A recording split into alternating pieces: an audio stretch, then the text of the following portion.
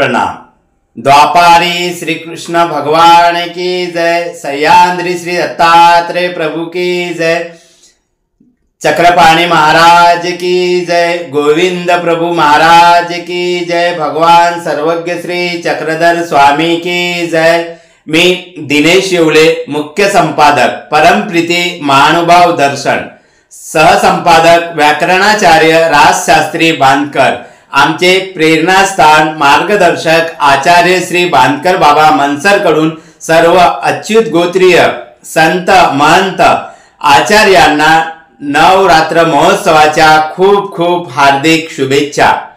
नवरात्र महोत्सव हा महानुभाव पंथीयांसाठी अत्यंत महत्त्वाचा उत्सव असून या उत्सवात महानुभाव पंथीय कोणते तत्व व नियम पाळावे या संदर्भात महानुभाव विचारधारा चॅनलचे प्रमुख परमपूजनीय बाबांनी सुंदर माहिती दिली असून महानुभाव विचारधारा ह्या चॅनलवर महानुभाव पंथाच्या लीळा, स्थान दर्शन व पंथांची इत्थंभूत माहिती निरंतर सांगितली जाते। माझी सर्वांना विनंती आहे, आपले ज्ञान व पंथाची माहिती प्राप्त करून घेण्यासाठी ह्या चॅनलला आपण सर्वांनी अवश्य भेट द्या व चॅनल सबस्क्राइब करून घ्या। नवरात्रात कुठली काळजी घ्यावी, पूजा कशी करावी ही माहिती अवश्य ऐका व सर्व पंथीयांनी ही माहिती सर्व आपले मित्र परिवार व पंथीय परिवार यांना शेअर अवश्य करा। दंडवत प्रणाम। महानुभाव विचारधारा या चॅनलवरती सर्व धर्मबंधू, सर्व बांधवांचं, उपदेशी, नामधारक, वास्तविकांचं सर्वांचं स्वागत आहे। आता येणाऱ्या 22 तारखेपासून नवरात्र सुरू होणार आहे। तरी आपल्या सर्वांना माहितीच आहे की नवरात्रामध्ये आपल्याला काय करायला पाहिजे, आपण कशा प्रकारे पाळलं पाहिजे। या संदर्भात मी प्रत्येक वर्षी दर नवरात्रात आपल्या सर्वांना सूचना करत असतो, सुचत असतो, पण पुन्हा पुन्हा तीच आठवण करून द्यावे लागते, कारण का आपण सर्व विसराळू आहे।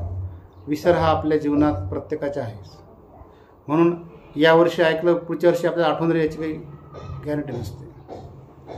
मुख्यत्वे नवरात्र आपण का साजरा करतो? सर्वात महत्त्वाची गोष्ट, नवरात्र फक्त महानुभाव पंथ साजरा करतो, बाकीचे करत नाहीत। तर का करतो? का महानुभाव पंथ जे ईश्वर भक्त आहेत, एकनिष्ठ परमेश्वराची भक्ती करतात, हे कोण्या देवी देवतांची म्हणा, इतर कोणाचीच, कोणत्या साधकाची, कोण्या एखाद्या महाराजाची, कोणती असो, सिद्धसाधक असो किंवा इतर कोणी देवी देवता यांची भक्ती करत नाहीत। का करत नाही? त्यांना माहीत आहे का त्यांचे फळं क्षणिक आहेत आणि अल्पकाळात संपून जातात, आणि परमेश्वराची भक्ती हे श्रेयस्कर आहे, दीर्घकाळ आहे आणि न संपणारी आहे। परमेश्वराने दिलेले जे फळ आहे ते शाश्वत आहे, आणि त्या शाश्वत पदाला, परमेश्वराच्या भक्तीला, परमेश्वराला पोहोचण्यासाठी परमेश्वराची भक्तीच एक श्रेष्ठ आहे।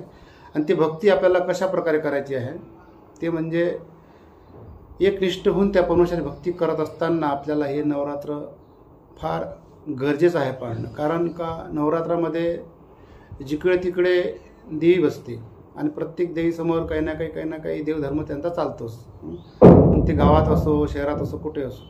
शक्यता आपण त्या आवारात शिवारात जाऊ नये, जिथं देवी बसलेली आहे, जिथं त्यांचे ते दांड्या चालतात, जागरण चालते, आपण शक्यता त्या आवारात, त्या शिवारात जाऊ नये। किंवा जायचं काम पडलंच कधी एखाद्या वेळेस, किंवा आपल्याला बलोत्तरा जावंच लागते, रस्ता आहे किंवा तिथं आपलं काही जॉबच आहे आजूबाजू, जायचं काम पडतेच एखाद्या नामधारकाला, वास्तविकाला, आपण तिथं काय करावं?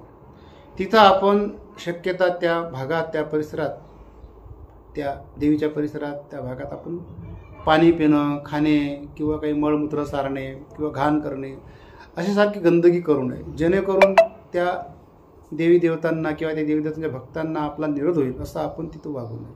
मुख्यत्वे हा नियम। दुसरी गोष्ट, नवरात्रामध्ये आपण पाणीही बाहेरचं घेऊ नये, नाही का? कारण हा जरा पाणीही बाहेरचं घेऊ नये हा जरा नियम जरा शोक्तीचा आहे। कारण आपल्या घरी जे पाणी येते तर बाहेरूनच येते ना। काय आता सरकारी पाणी आहे, नळाचं पाणी आहे, शहरात म्हणा का किंवा गावात म्हणा, पाणी तर बाहेरून येते, रोजचं नळ येतात, मग आता ते पाणी तर बाहेरचंच आहे ना, मग ते पाणी तर आपण पितो ना. म्हणून बाहेरचं पाणी घेऊ नये, बाहेरचं काही आपला कटाक्ष पाळावा असं काही नाही. तुम्हाला तहान लागली तर बाहेरची बिसलरी विकत घेऊ शकता, किंवा मग बाहेर जिथं तुम्ही ऑफिसला असता तिथं बॅलर असते पाण्याचे भरलेले, ते पिऊ शकता. असं काही घाबरायचं कारण नाही का बाहेरचं पाणी पिता येत नाही. म्हणून आपल्याला नवरात्र पाळणे म्हणजे काय, त्या देवी देवताच्या परिसरात, त्या देवी देवताच्या आवारा शिवारात आपण जाताना काही आपल्याकडून घाण करू नये, किंवा आपल्याकडून काही त्या देवतेला निरोध होऊ नये, अशासारखं आपण वागू नये.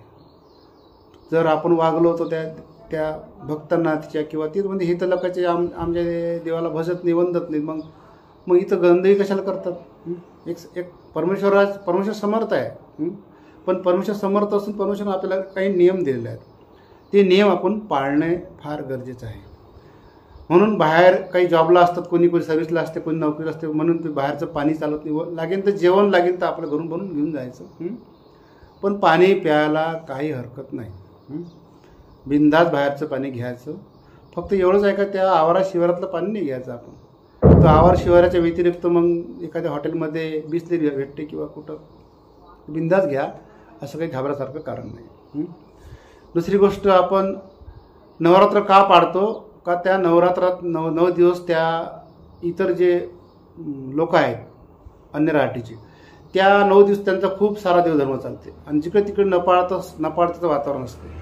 आणि म्हणून त्या नपाळत्या वातावरण आपण जास्त न फिरता आपण आपला जो धंदा पाणी व्यवसाय तेवढा पुरतं जावं, आणि आपला होईन तेवढं परमेश्वराचं नामस्मरण करावं. नामस्मरणामध्ये खूप ताकद आहे, नामस्मरणामध्ये खूप साह्य आहे.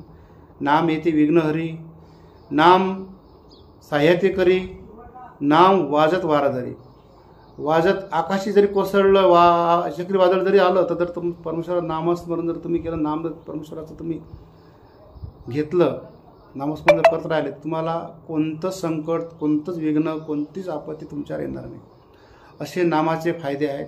आणि म्हणून त्या दिवसात नपाळतं असल्यामुळे त्या नामस्मरण जास्तीत जास्त करावं. कोणी लक्ष करते, कोणी 50,000 करते, कोणी 10,000 करते.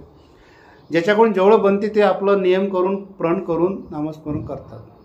आणि म्हणून आपण काहीतरी प्रण करून, काहीतरी नियम करूनच नामस्मरण करायला पाहिजे. असे हे नियम आहेत. आणि कुठं मंदिर ठिकाणी 10 दिवस पंक्ती चालतात, 10 दिवस तिथं स्मरण चालते.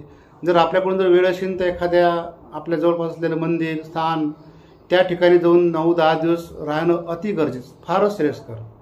म्हणजे आपल्याला काही कोणता अविधी घडणार नाही, कोणता निषेध घडणार नाही.